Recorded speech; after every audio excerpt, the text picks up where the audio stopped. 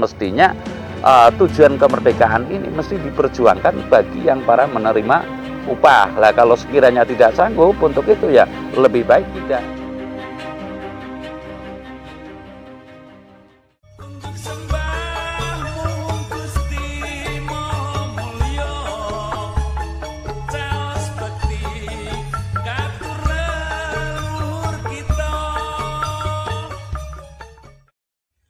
Salam mulia, Mbah. Salam mulia.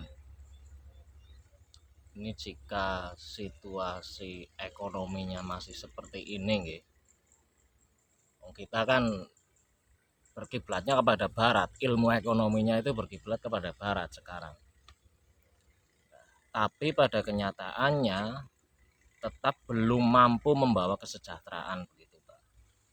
Sedangkan kalau kita hayati lagi, leluhur para pendiri bangsa ini dulu mengusir penjajah dengan slogan anti kapitalisme dan anti imperialisme. Namun pada kenyataannya banyak yang berjalan adalah kapitalisme dan kita diam saja.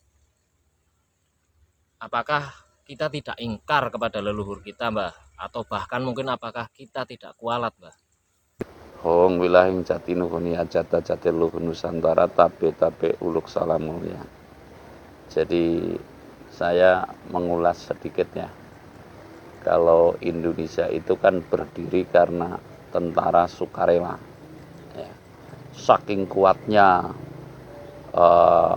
para sukarelawan Indonesia yang terbentuk oleh Bung Karno lah ya sebagai pelopornya, diantaranya Ki Hajar Dewantoro dan sebagainya. Sumpah Pemuda berawal dari tahun 28 ya, 1928 ini kan, kalau kasarnya ngomong, Indonesia ini berdiri atas sukarela yang berdasarkan sumpah.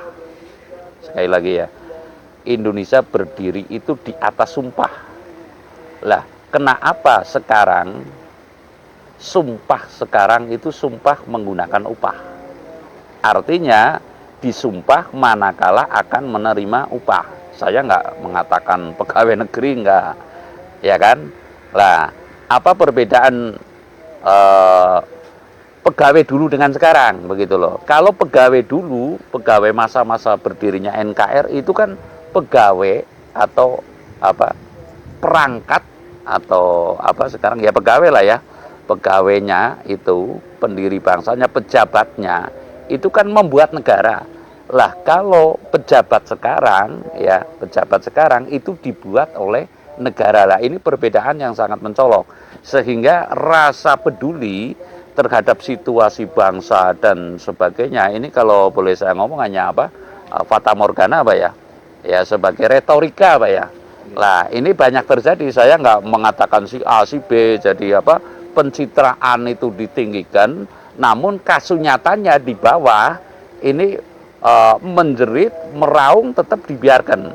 Lah semestinya apa gunanya adanya aparatur pemerintahan dari tingkatan desa terutama, ini kan harus betul-betul didengar. Jadi sekarang kalau boleh saya ngomong, wakilnya rakyat juga sudah tidak bisa untuk wakil, tidak semua, namun di antara 100 satu bisa bicara apa, ya kan? Lalu perangkatnya, pejabatnya juga tidak bisa untuk membela rakyat lah, taruhlah. Jadi intinya bahwasanya bahwa Indonesia sekarang itu telah khianat kepada para pendiri bangsa itu sangat benar, bahwa kita itu sedang, kalau kasarnya ngomong, bisa jadi kita sedang menjadi negara yang kewalat ya, kebendu dan kesiku. Saya tidak mengatakan itu berdosa ya. Kalau berdosa itu kan poinnya itu bisa jadi ini adalah kita semua termasuk saya ya, termasuk kita pokoknya itu sedang menjadi bangsa yang kewalat. Bangsa kewalat kenapa?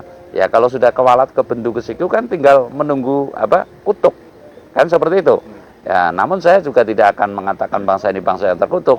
Hanya yang jelas kita telah mengingkari janji prasetya yang berdiri di atas negeri ini, berdiri di atas sumpah, namun kita melanggar sumpah itu dan bahkan memakan sumpah itu. Sekarang mana ada sumpah yang tanpa upah? sekarang mana ada sumpah yang tanpa upah, ya kan? Kecuali sumpahnya pemuda dan pemudi dua sejoli, ini lain ya. Ya, namun sekarang kalau hendak disumpah itu berarti hendak menerima upah. Lah ini repotnya di situ. Lah kalau kita ngomong di mana pengabdiannya, mungkin wah ini kan bangsa sudah modern.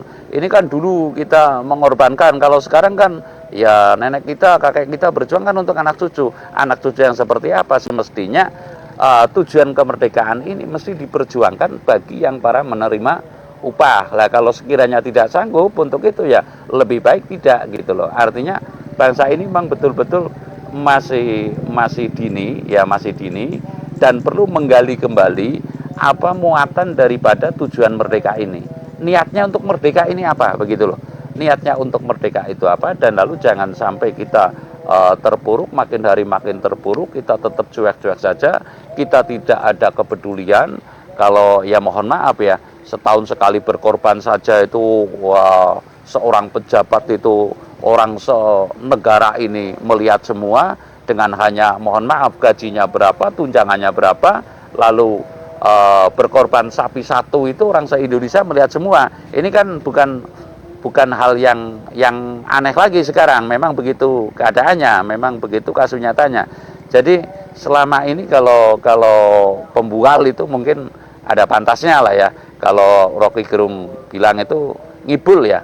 Kita itu bangsa yang mengibuli diri kita sendiri. Bangsa yang menjadi Indonesia sudah mengibuli Indonesia itu sendiri.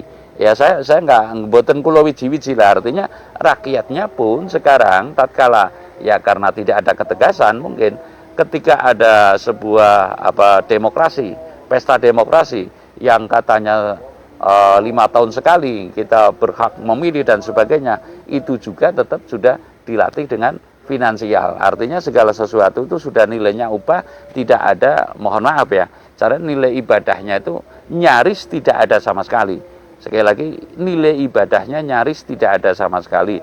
Jadi bangsa ini telah menurut saya telah kesiku, kebendu.